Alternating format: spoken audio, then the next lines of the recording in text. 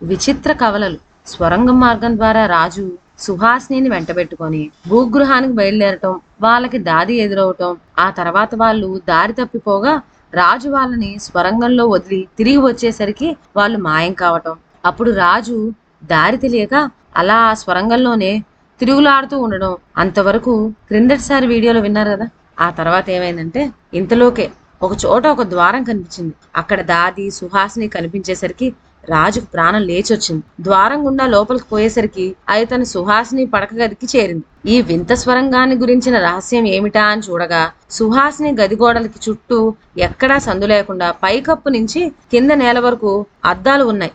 ఆ అద్దాలన్నిటిలోకి ఒక అద్దం చాలా విచిత్రమైనది. నేల మీద ఒక చోట ఒక చిన్న మేటు ఉంది. దానిని నొక్కితే ఆ అద్దం నేలలోకి దిగిపోయి అక్కడ ఒక ద్వారం ఏర్పడుతుంది. ఆ ద్వారమే స్వరంగంలోకి దారితీసింది. గదిలో ఉన్నట్లుగానే ద్వారం దాటగానే స్వరంగం మొదట్లో కూడా ఒక చిన్న మీట ఉన్నది. అది నొక్కితే అద్దం మామూలుగా పైకి వచ్చి ద్వారం మూసుకుపోతుంది. మళ్ళీ మీట నొక్కితే అద్దం భూమిలోకి దిగిపోయి ద్వారం కనిపిస్తుంది. అయితే సుహాసిని రాజుగదికి ఎలా చేరుకున్నది అనే ప్రశ్న ఒకటి ఉంది కదా. మామూలు ప్రకారంగా దాది సుహాసిని తన పక్కలో పడుకోబెట్టుకొని నిద్రపోతున్నది. ఒక రాత్రి వేళ సుహాసినికి మెలకు వచ్చింది.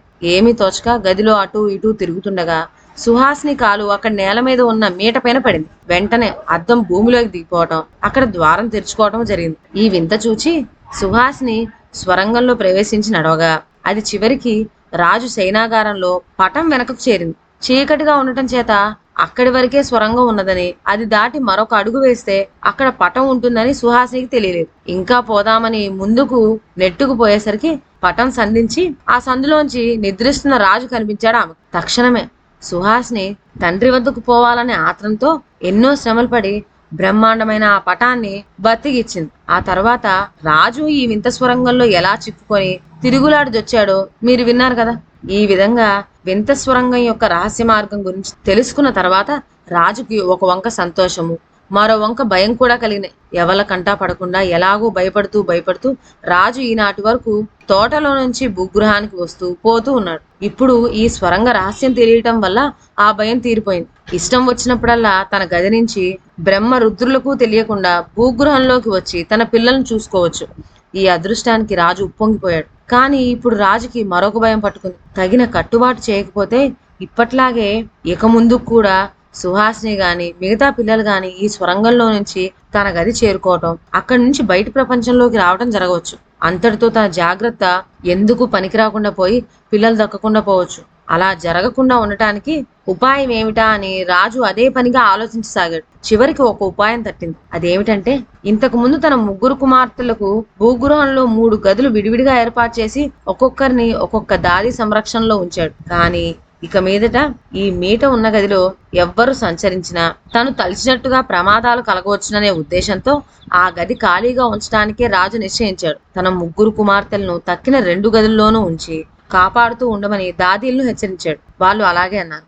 అప్పటికి రాజు మనసు కుదుటపడింది. కొంతసేపు ముగ్గురు కుమార్తెలతోనూ ముచ్చట్లాడి తరువాత ఇంతకు ముందు సుహాసిని ఉంటున్న అద్దాల గదిలోకి వచ్చాడు. మీట మీద కాలు వేసేసరికి అద్దం భూమిలోకి దిగిపోయి ద్వారం ఏర్పడింది. ద్వారం గుండా స్వరంగంలోకి వచ్చి తిరిగి అక్కడ ఉన్న మీట కాలితో నొక్కేసరికి మళ్ళీ ద్వారం మూసుకున్నది. ఈ రహస్య మార్గం ఉన్నట్లు ఎలాగో తనకు తెలియజేసిన దేవుడికి నమస్కరిస్తూ రాజు సంతోషంగా తిరిగి తన గదిలోకి వచ్చి చేరుకున్నాడు. ఆనాటి నుంచి రాజు భూగృహంలోకి ఎన్నోసార్లు ధైర్యంగా వెళ్లి వస్తూ ఉన్నాడు. క్రమంగా రోజులు గడుస్తున్నాయి. కానీ తండ్రి తమను చూడటానికి వచ్చినప్పుడల్లా రాకుమార్తెల ముగ్గురు తండ్రి కాళ్ళను చుట్టేసుకొని మేము కూడా నీతో వస్తాను నాన్న అని జాలిగా అడిగేవాళ్ళు. కానీ వాళ్ళని తనతో తీసుకువెళ్ళగల ధైర్యం లేదు రాజుకి. అందుకని ఇప్పుడు కాదమ్మా, మరొక్కసారి తీసుకువెడతాలే అని సమాధానపరుస్తూ ఉండేవాడు. క్రమంగా నెలలు దొర్లిపోతున్నాయి. ముగ్గురు కుమార్తెలు సురక్షితంగా పెరుగుతున్నందుకు రాజు మురిసిపోతున్నాడు. కానీ అక్కడ రాణి ఒక్కొక్క రోజు గడిచిన కొద్దీ బెంగతో కృంగి కృషించిపోతున్నది. ఏమంటే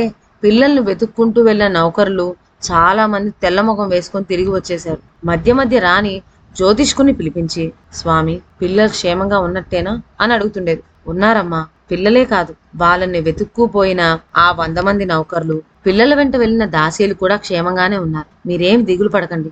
కొద్ది రోజుల్లో అందరూ క్షేమంగా తిరిగి వచ్చే సూచనలు జాతకంలో స్పష్టంగా కనిపిస్తున్నాయి అని చెప్తుండేవాడు జ్యోతిష్కుడు. అలా చెప్పినప్పుడు మనస్సులో తృప్తిపడి కొద్ది రోజుల వరకు రాణి మళ్ళీ నిశ్చింతంగా ఉండేది. ఈ విధంగా మరి 2 సంవత్సరాలు గడిచినాయి. భూగృహంలోకి రహస్య స్వరంగం ద్వారా రాజు రోజు వెళ్లి కుమార్తెను చూచి వస్తున్నాడు. బిడ్డలు ముగ్గురు సురక్షితంగానే ఉన్నారు. కానీ రాజు భూగృహంలోకి వెళ్ళినప్పుడల్లా పిల్లలు తమని బయటికి తీసుకువెళ్ళమని గోల్ చేస్తూనే ఉన్నారు. మమ్మల్ని ఇక్కడికి ఎందుకు ఉంచావు నాన్న, అమ్మని చూడాలి, అమ్మ దగ్గరికి తీసుకెళ్ళు అని ఏడుస్తూ తండ్రి కాళ్ళు చుట్టేసుకునేవారు. వాళ్ళలా కన్నీరు కారుస్తూ ఉండటం చూచినప్పుడల్లా రాజు గుండె తరుక్కుపోయేది. పోనీ ఒకసారి తీసుకుపోయి పిల్లల్ని రాణికి చూపించేద్దామా అనిపించేది. కానీ అలా చేయటానికి ధైర్యం చాలేదు కాదు.